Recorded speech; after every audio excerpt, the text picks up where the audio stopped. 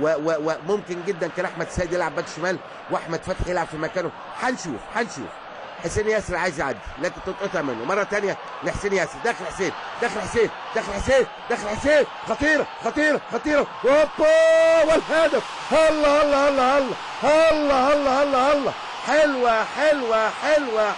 حلوه. ايه الجمال ده يا ولد. حسين ياسر عملها عرضيه جميله. احمد جعفر يلمس الكوره وتتحط في السكه. اعتقد احمد جعفر هنشوفها مره ثانيه وحسين ياسر هو اللي حط.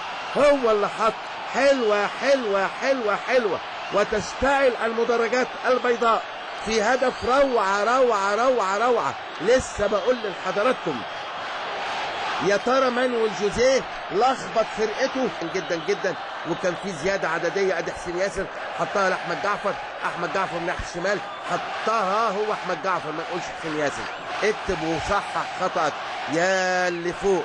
احمد جعفر هو صاحب الهدف صحيح يا نيران وماسك الضمه. عدى حلو قوي من وائل جمعه حطها على شماله جميله جدا. احمد جعفر حطها عرضيه تضرب وتخش على طول في المرمى تحسب لاحمد جعفر برغم ان